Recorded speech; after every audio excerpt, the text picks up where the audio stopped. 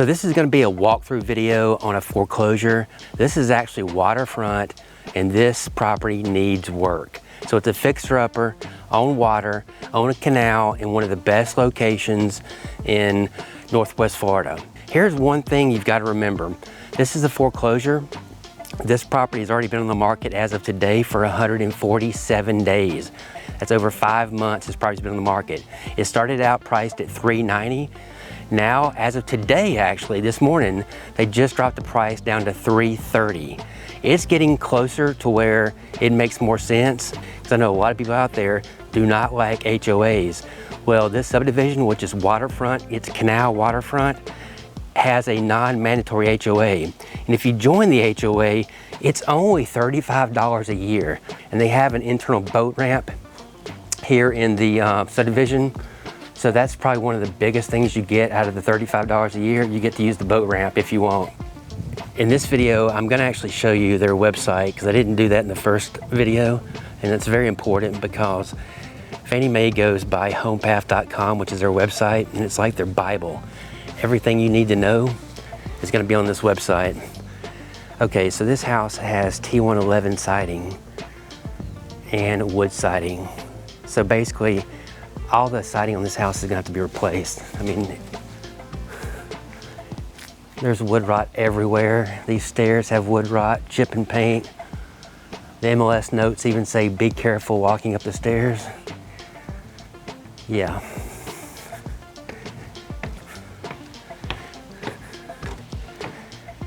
So there's gonna be a good chunk of money spent on the exterior alone. Even though some of it's not in bad shape. Maybe you could get by if you kept the wood up here in the top portion of the house, but wood siding in Florida is just not a good idea. Okay, so you walk in, you've got your main living room. You've got 3 bedrooms and 2 full baths upstairs. And it does have a split floor plan, and it smells horrible in here. So let's say this is bedroom 1. And you can see that it's gonna need flooring, paint, probably new doors, new windows. The power's not activated in here, so sorry, I can't give you a good light, but I mean, the bathroom's dated. The entire house looks like it's original, except this inside AC unit looks pretty good shape here. Definitely looks newer. Here's bedroom number 2. You can see several windows with broken seals, but nice view. I mean, this location is a 10 out of a 10. I mean, you can't pick a better location. Not to mention, even the HOA, if you join, which you should, $35 a year to help support this subdivision. It helps keep values up. They want to use most of the money to help pay for the dredging of the canals every several years. Oh yeah, this deck slants. So, and unfortunately these aren't cheap to fix, replace. I mean, it's a lot of wood, a lot of work, but I mean, just look at that view, how cool it is. You can see just how dated this kitchen is. I mean, this is original. So this house was built in 1985, and basically you can see that this is a total gut remodel job here. They're going to reduce the price until it eventually sells. Okay, it's not going to just be stagnant sitting here for months and months without a price reduction. They're going to reduce this property. From what I've seen already, they generally do about anywhere from 8 to 10% reduction. They just did one today, which is kind of funny, down to $330. The question is, can it be bought good enough and be renovated? Or does it need to be just totally demolished and build something else? I'm gonna also show you some values and kind of show you what's going on right now in the subdivision so you get an idea of what the values are and what stuff's going for. But there's a lot for sale on the street next to us for $260. Okay, so that's the upstairs inside. This is the only living square footage we have. I'm gonna show you downstairs, but one thing you didn't see anywhere up here is the laundry area. And this is one of the negatives, in my opinion, a perfect example of functional obsolescence. Because you cannot get to the garage from inside the house, you've got to go outside. So you can see the siding. Like I said, this entire house has got to be re-sided.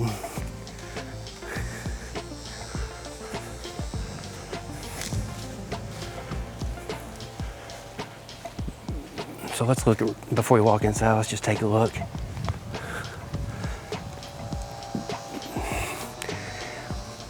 You've got 70 feet of waterfront. And these are deep canals, so you can see, you can get good sized boats back here.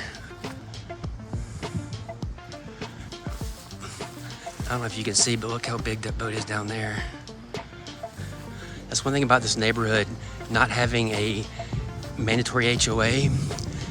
You can have your RVs, your boats, everything in your driveway, whatever. I mean, this is a boating community, which in my opinion it should be.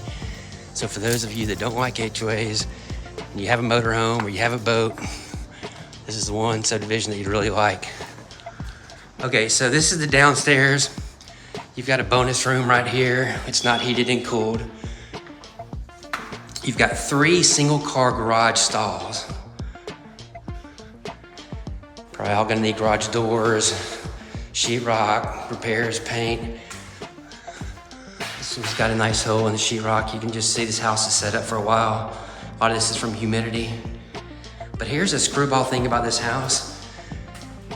Well, one of them, the laundry room, it's nice size, but it's downstairs.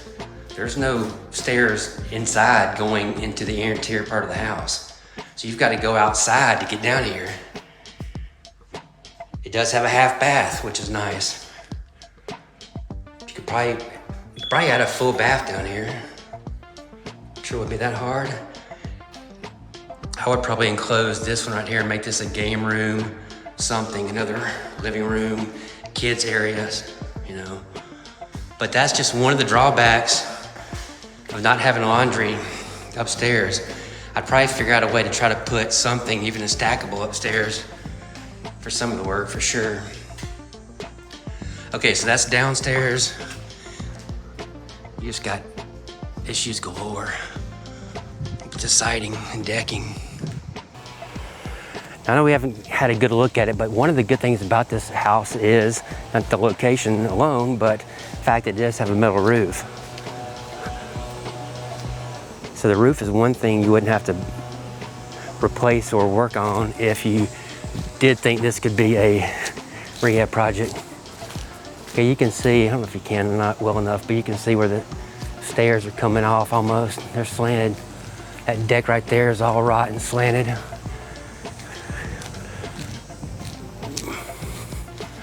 So, yeah, I mean, that thing's probably gonna be torn down and totally rebuilt.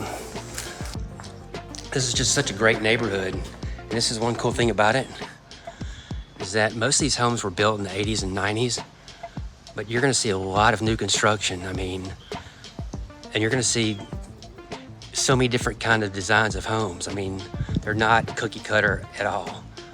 You can see there's a house with a metal roof right there. It's a really nice looking house. And you were a couple blocks away from Winn-Dixie, maybe a mile and a half from Walmart Supercenter, Lowe's, shopping, stuff to do. You're probably 15 minutes to Pensacola Beach. And you can go the back way from here too and cut out a lot of 98, which is nice. So before I show you the comps, I'm gonna show you really quick a little bit more on the location of this property. You can see right here how close we are to Pensacola Beach.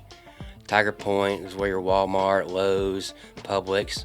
You got shopping, restaurants, all that kind of stuff right here.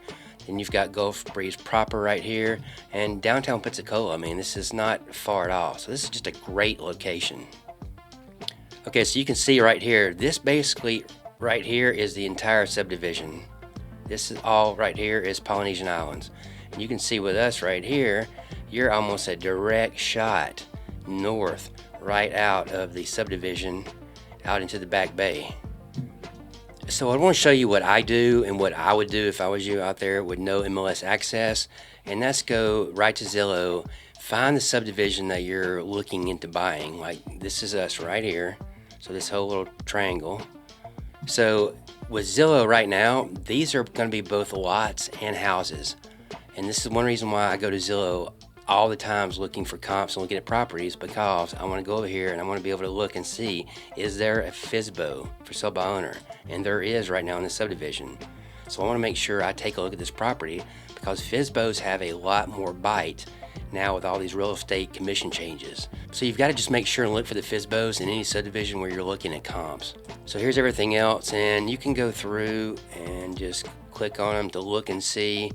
Now you can write down your square footages on a piece of paper, and you can calculate and figure out some square foot pricing. That's a good idea, but it just gives you a really good idea by looking what's currently active that you're going to be competing with. Now, I'm going to go look at sales, but I'm really concerned with what are my actives. That's going to really dictate a lot, because I need to know what the competition level is. So like right here, here's $399, a 3-bedroom, 1,220 square feet. And I know this is a 1-story house, so it's a lot smaller. I mean, it's not the greatest, it's got a typical little dock, typical everything else, but it's $399 for 1,220. Here's one for $2,403, but this is a $1 million property, and like I said earlier, these don't really count on this. I mean, all these down here are in a league a lot different than most of these houses. So here's that lot I was talking about earlier, $269. This thing's been on the market a long time, 418 days. I mean, like, wow. Here's another 2,025 square feet, $675, 4-bedroom, 2-bath. It is a 1-story. It is a brick. So, not really comparing apples to apples, but still, looking at the square footage at $675, it does give you an idea. There's a 1,989 square feet for $875. And that seems kind of high. Okay, so once you take a look at your actives, the next thing you want to do is just look at your solds. So when you change it to sold, it's going to pull up everything in its history. So you need to go over to more, somewhere go to the bottom. Sold in the last. Let's look at the last 90 days. Okay, well, that doesn't count, it's a lot. So a 1,596 square feet sold for $460. This tiny little thing here sold for $245. That's crazy. So there's not a lot of good sold comps. I mean, that's the one negative. There's not a lot of good ones. So my next step would be to go out a little bit further. Let's go just 6 months and see what happens. I'm not going over 6 months. I mean, you really can't. Okay, so there's a lot more comps now. So here's where I would be going through, writing down square feet, writing down prices to make my list if you don't have access to an MLS or something that can do it automatically for you. So I'm pretty sure Zillow can't do that. Now, you have to remember also, a lot of these are not going to count really, because they're going to be so different and have such a huge square foot difference in their variance, that they're just not going to be counted as comps. But still, to the general public, and what I would do is I would write them all down that are on the water and just start with that. Start with your square foot and with your sales prices. You can't really get a good list from Zillow without doing it this way, but this is all you need to get a really good idea. Okay, so that's it for the comps. That's it for this video. I appreciate you hanging out and watching it. As always, if you have any questions, leave them below. And I appreciate it. Thanks. Have a great day.